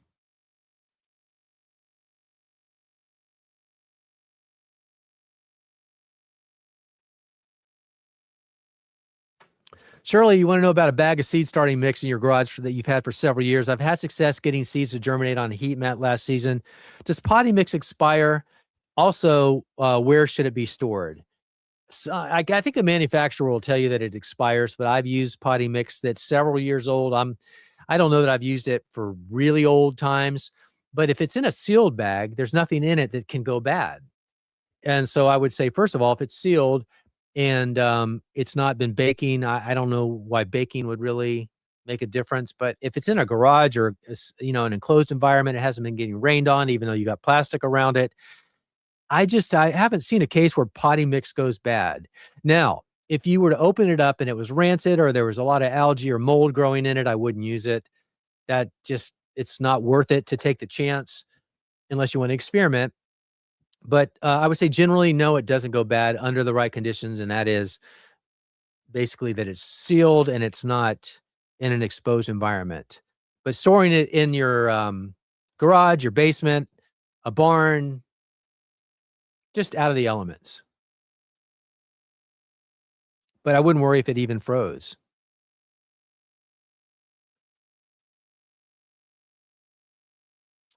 Hey, Paul, what soil do I use when potting up seedlings? What I do at that point, and really for a long time, I just kept using my seed starting mix. But that got expensive because that stuff isn't cheap. And when I pot up, I use bigger containers. So I'm using up a lot more of my seed starting mix. So a few years ago, I wised up to that. And the other reason I wanted to add something else to it to cut the amount of just pure seed starting mix I was using is that I wanted to bulk up the mix to make it closer to what this is me thinking. This is me anthropomorphizing that I think my plants are going to be happier if they're in a condition that's more similar to what they're going to be growing in when I set them free into the garden by adding more chunkier material. So in my case, it was semi-composted or composted rotted leaves like leaf mold and maybe a little bit of fine wood fines like soil conditioner. And in the commercial nursery industry and propagation, that's always typically a standard input, if not exclusively grown in finely ground wood bark. But I add that into my seed starting mix and shredded, composted leaf mold. So that's what I'm doing. So I would probably say the percentage of that extra inputs that I use to the seed starting mix is probably a third or 50%, probably more like a third into a 6-inch deep container, along with the soil from the soil block. And I've also mixed in some more of my seed starting mix, like my Pro Mix. So what I would be doing, let's just say I had my soil block and I'm transplanting it up. I have a big cement mixing container that you can get at Home Depot or Lowe's. I get the big one for like 15 bucks. It's the best deal ever. If you want to mix your soil or your make your soil block mix, you can get either size. One is a smaller size, which is ideal for many things related to soil, and it's about $8 or $9. It's a steal. And then the big one is $15 or 16, and I have a bunch of them, I have to admit, because I use them for so many things, but they're all soil related. But anyway, you mix it up in that, and so in my bump up phase, I've mixed up my soil mix with my shredded leaf mulch and some wood fines, and I make that a big homogeneous mix. And that's what goes into my larger container that my soil block goes into. And I've had great results with that. Plus, you get the biology of the leaf mold, and so you've got some natural beneficial organisms in there that are helping to kick off a bit of some organic nutrient that the seed starting mix probably didn't have. And that's my recipe, and I'm sticking to that because it's been really helpful.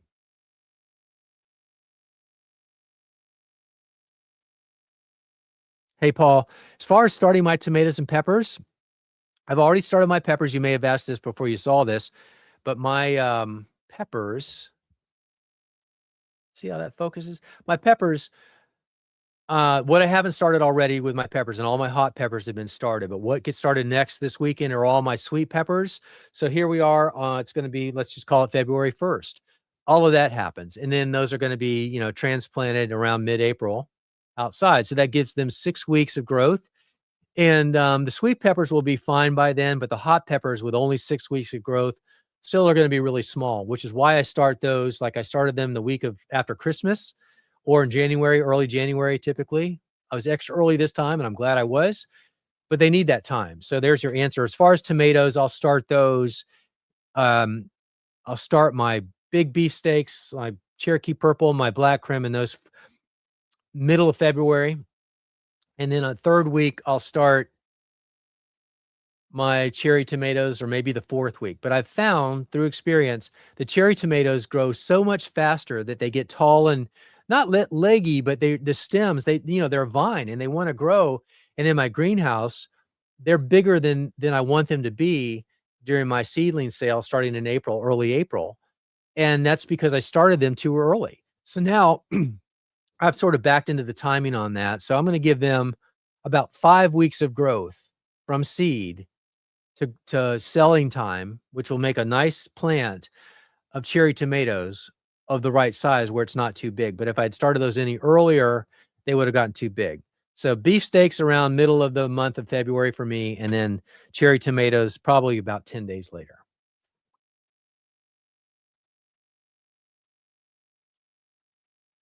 And I don't grow microgreens, Paul. I've thought about it, but it's just one more thing I don't have time to do right now. At some point, I kind of think I'd like to do that, but I know it's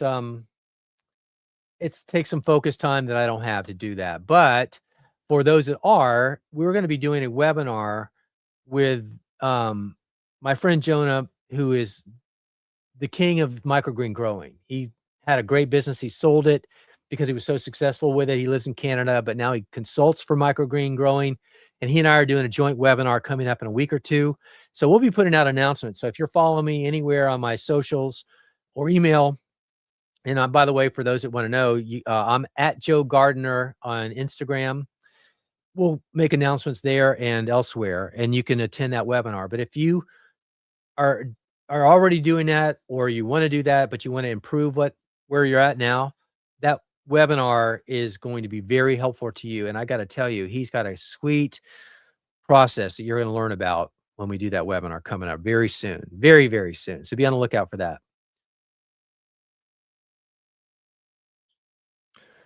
Okay. With the mini soil blocks, do you ever harden off the seedlings and plant them out without bumping them up into a bigger block or pot?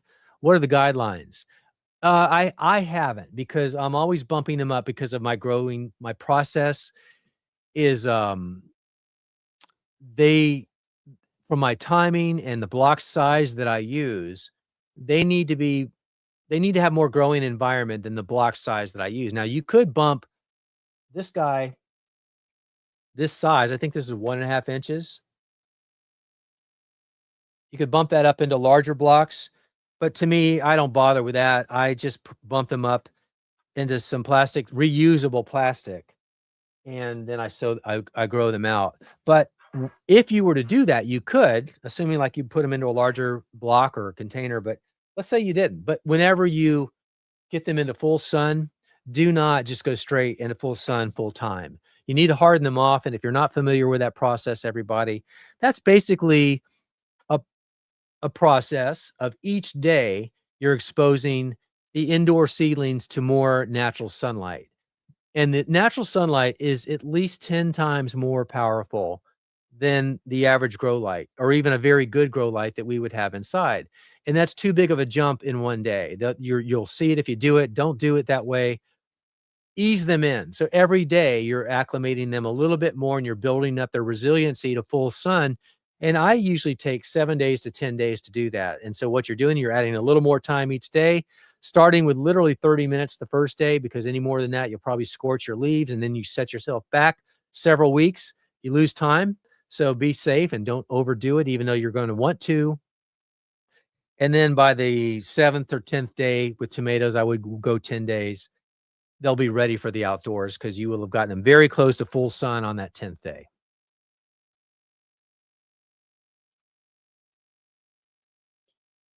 Okay, seed storage. Oh, good. What brand of silica gel desiccant do you use that changes colors? Where do you buy that? I buy it on Amazon. It's on my website, joegardner.com/Amazon. This is the one I got, and that's the one I have listed in my shop. I think this bag was it's a big bag. I mean, you may not need nearly these, and you can recharge them by putting them in the microwave once they get fully saturated. And you'll know that because they change colors. And it starts off, silica packs. Where does it say that? When do you need to change the packets? Transparent silica gel packets work to absorb 20% of their weight of moisture. So the orange silica gel inside, orange beads are changing color into dark green. So they're going to start out orange. Here you go. I saved a lot of seeds and I put one of those packets in each of my containers. And I don't know if you can see this. Got to scoop up a lot of seeds now. You can see the orange tone inside there. So that means they have life in them. They have a lot of life left in them to soak up more moisture until they get 20% of their, 20%, that's all the moisture they can take. And then you would put them in the microwave and recharge them. So you would it's a one-time purchase, and then you just keep reusing them. So that's what I use. And, I'm sure there's other competitors that have a similar process, but I like those. And so that's what I got.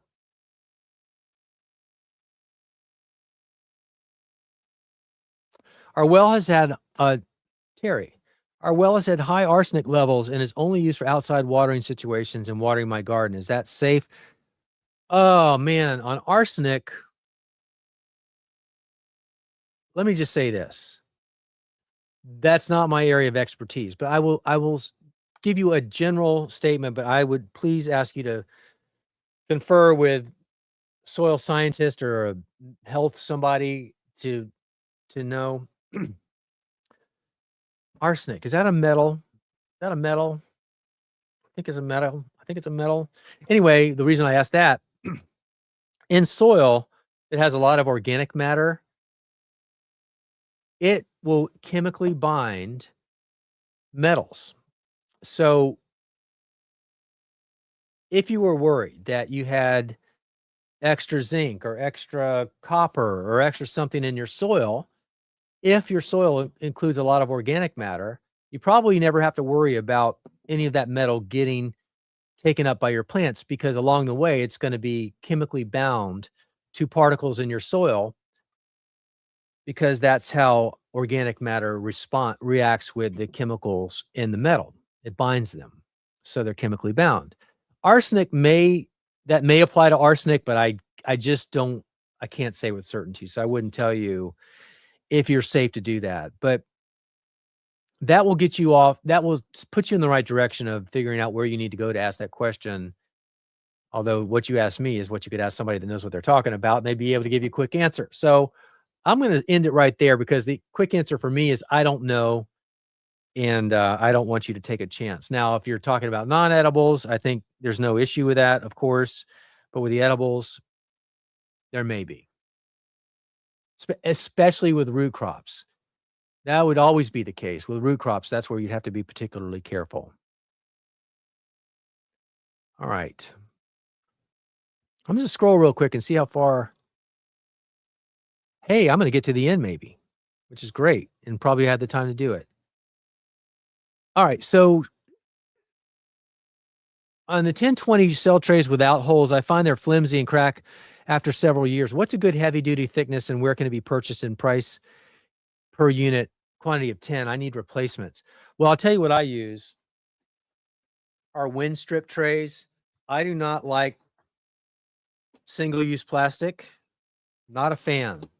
Even though they work, because they're single-use, that's not good stewardship. Not judging. I'm just, for me, that's my decision. These are NeverSink multi-use, lifetime use cell trays, and then they have bottom trays that are super tough, made out of the same equipment. I mean, I can barely bend these. You could totally drive a tank over these and nothing would happen to these.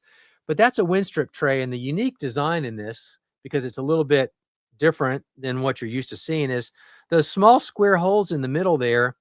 That's by design so that there's airflow that wouldn't be there in your traditional single-use 50 cell trays. Now, these also come in 72 and maybe 128s, I think, or 96.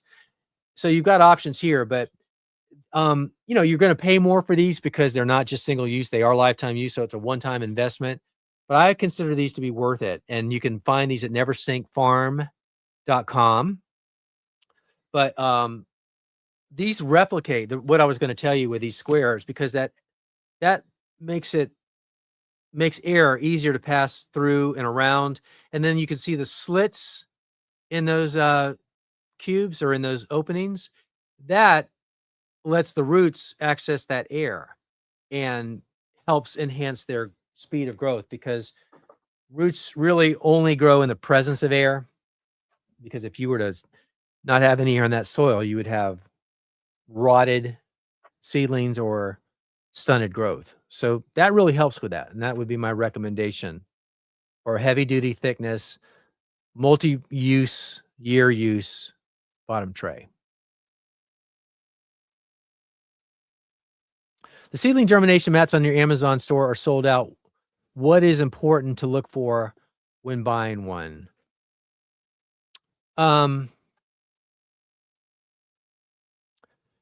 I look at the brand, and Spider Farmer is a brand that I like and use and have a lot of their mats. And Sungrow is another one. Here's what I like. And there's probably several brands that have this sort of design. They're very flat. And I guess you're going to have to look at some of the blow up pictures when you go on Amazon.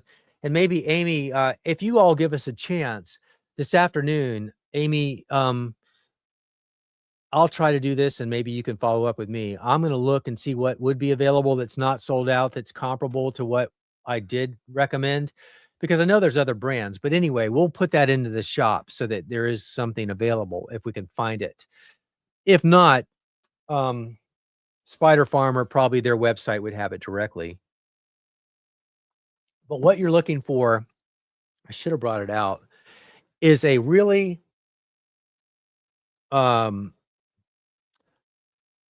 tight, flat solid mat. I'll finish this explanation, so maybe that will make more sense. Versus ones that are thicker and you feel like there's two pieces of plastic melted around curving wire.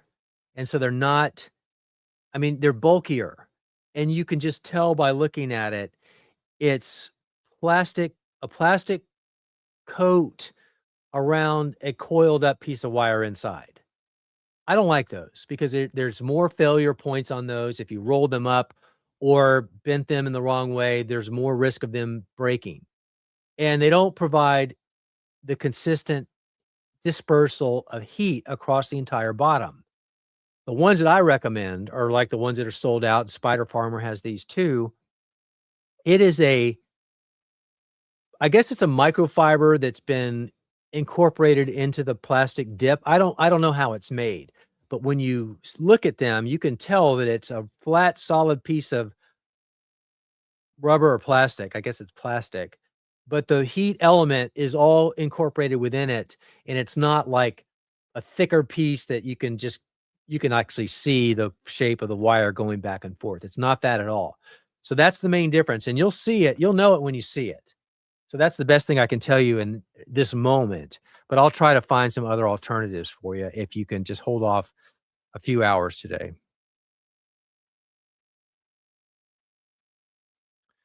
Terry, I use indoor filtered water for seed starter, but I use well water for the outside garden. The well water has arsenic in it. Is it okay to use well water to water the garden? Terry, back to my answer with that same question. If it's non-edibles, I wouldn't worry about it, but I don't know if that's okay for edibles. And I wouldn't risk it until I verified, and I haven't ever verified arsenic. So I'm gonna have to defer to your county extension agent would probably be the first place I start, because if they don't know, they have resources within their university system that will know. There's scientists that can tell you about that. So I should have thought of that for the first time I answered this question, or tried to. But your county extension agent, if they don't know, they've got the resources to be able to help you.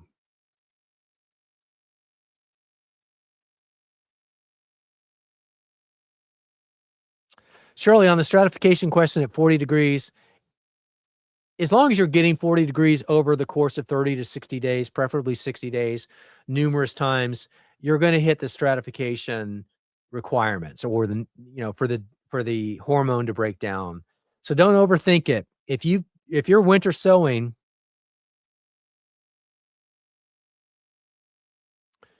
you don't need, 60 days would do it. I'm looking at 90 to 120 days, but I've winter sowed a lot with, let's say 60 days. And man, I've had great success. And it's Atlanta. I mean, we don't get that many super cold days except for this year, but generally a lot of 40s and 30s, and that's done fine. So I think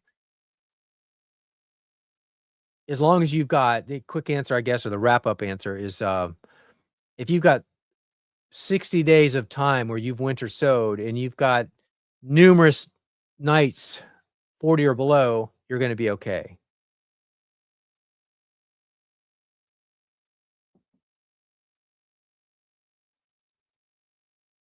Okay, and there's a follow-up to that poppy question. Shirley has winter sowed poppies in 1-gallon jugs. They don't like the roots disturbed, but she's had no problem planting them at 2 inches apart. Thank you.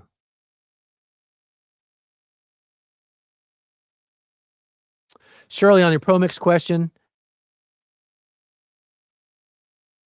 there's a lot of BX choices. I just use the BX, and I think mine has mycorrhiza. Yeah, I just read ahead. Yeah, that's the one I use. The other ones, you can do those things. They're additives that aren't going to hurt anything, and I'm surely there's reasons there for why they're there, but I haven't found the need to go beyond the ProMix BX, and I'm sure that's a little bit cheaper than the ones that have the extra inputs. So mine has the BX with the mycorrhizae, and it's worked fine for me. So I would do that. Patricia, for my options on the organic seeds, Johnny's and High Mowing and Territorial Seed, those are my 3 go-to options for organic seeds, or really any seeds, but I'm always looking for organic. And so those would be 3 good options. They will sell you both. You know, you've got an option in all 3 cases, whether you want organic or non-organic, but those are places where you're gonna be able to get good organic options as well. So those would be 3 ones you couldn't go wrong with.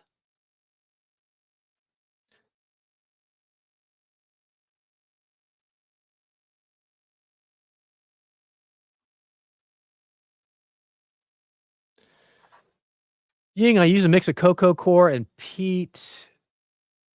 Seed starting, I water with the container is light, but mold still seems to form at the side of the containers. The moldiness is new to me. Any tips on avoiding mold? Well, again, I would it's because of excess moisture. So you're going to need to back off on the moisture. And then you would want to use some of that vermiculite, try that at the top, sprinkle that across the top, and see if that doesn't make a difference. I would say that it's going to make a difference. That's my recommendation. The other thing would be a fan, like I showed, have that going at 24/7, and that will keep the air circulating and probably reduce the risk of that buildup.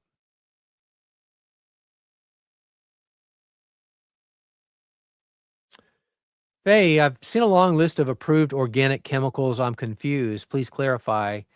Well, I can't. That's a question. I don't understand what you mean by that, because there's organic chemicals for fertilizer, there's organic chemicals for pesticide, there's organic chemicals for fungicide, there's organic chemicals for herbicide. So there's too many options there. And I'm just being honest with you. I don't know how to answer that question um, based on how you've asked it. If you want to hit me up on my email at heyjoe@joegardner.com with a question with more detail to it so that I can give you a better response, I'd be happy to do that.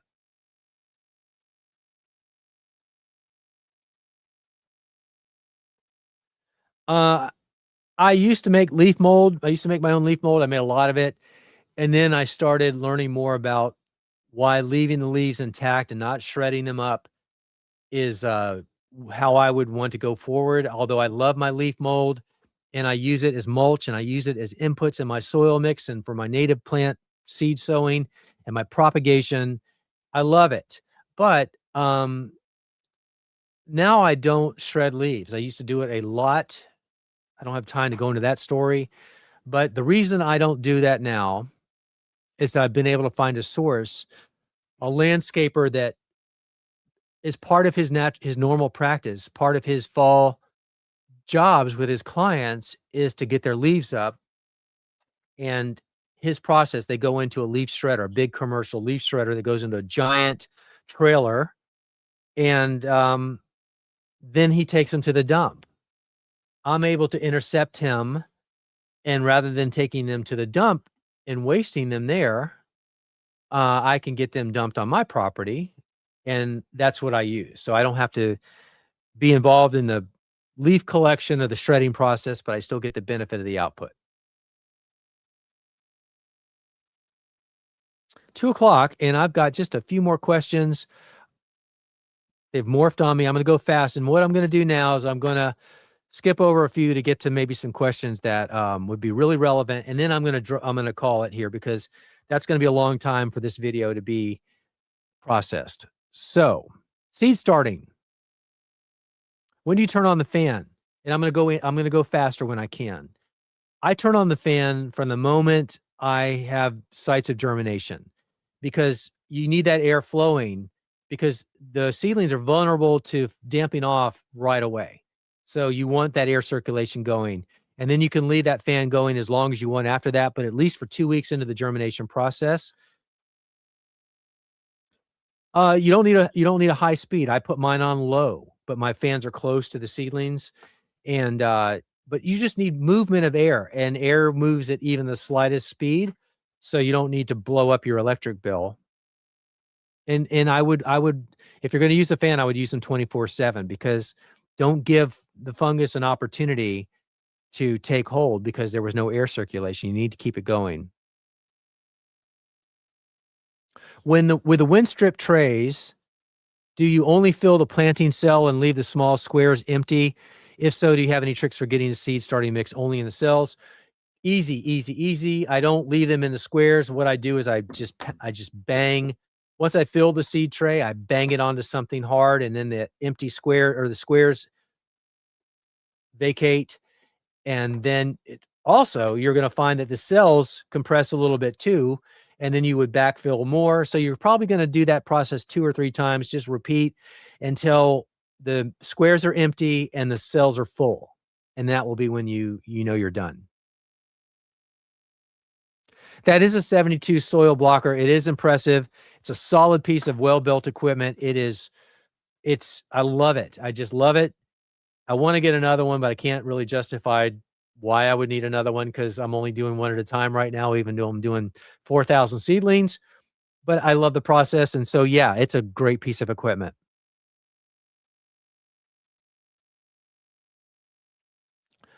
Rebecca, hey, Rebecca, howdy. I have no real issues with germination, but then I feel like my seedlings just kinda sit.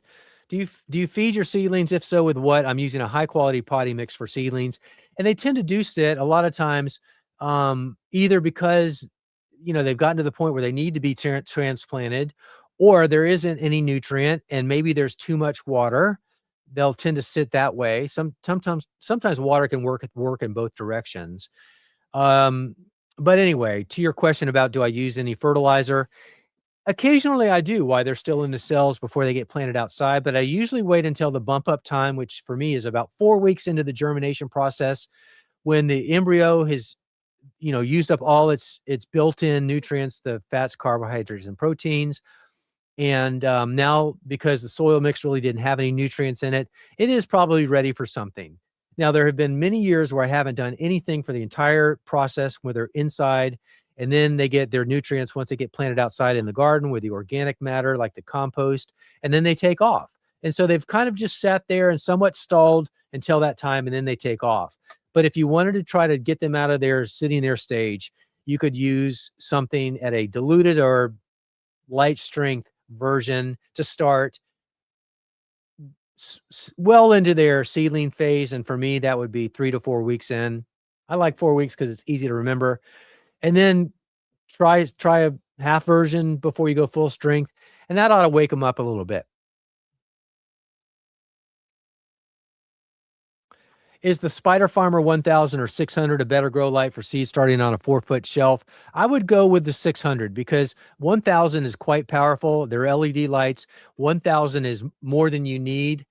It's good, but you would need extra height. And if you're on a shelf, you may have a ceiling on your shelf that keeps it from going as high as you may need it to go to give to reduce the output of the Spider Farmer if you were using the 1000, because I found that that's more than enough in that I don't want that much power. I want 600, and 600 is plenty, and you'll probably be 24 inches above the seedlings at that point. But, definitely go with the 600 over the 1000. Yes, again, that 72 is awesome, and they make a I don't know if they make a 50, but they do make a 128 and maybe a 96, but they're awesome. And they also make them in smaller sizes, so if you didn't want the whole size, you could get one that does, maybe 8 blocks and maybe 12 blocks, which would be sweet and certainly not the investment this would be, but this makes it happen a lot faster if you're trying to fill the tray. Following up on a question of the soil blocking mix. My seed starting mix has rather large particles of perlite. Is that a problem? No, perlite's not a problem. Perlite's there to give your soil blocks more porosity, airspace, breathability, um, diversity. But if you wanted to sift them out, you could. But if the only perlite in there are the larger particles, what I would do is just run your hands in there and you can break those up into smaller pieces. So that's what I would do.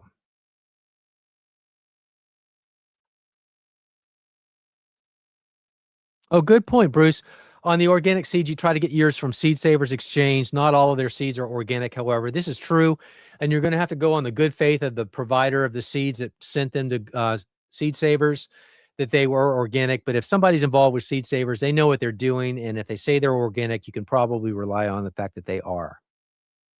And then good for you, Darth, leaving the leaves to break down on their own. That is my suggestion too. And that's what I do personally here because I don't collect any of my own leaves, as I said now.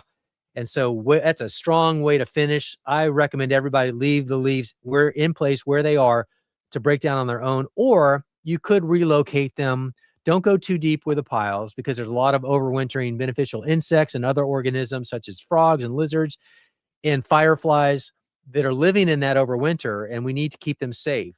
And caterpillars too, for the birds when they have their early fledges and nest of young fledglings, they need those caterpillars, which are living right now in the leaf mold or the leaves that we have on our property. So with that, we are done with questions, and it's 7 minutes after the top of the hour. That was 2 hours strong. Thank you, everybody, so very much for being here and for your questions. And I hope you found this helpful, and we'll do this again, and we'll do it very soon. So I appreciate you joining me, but that's going to do it for today. And happy weekend. Stay warm and good luck with all the seed starting. Take care, everybody.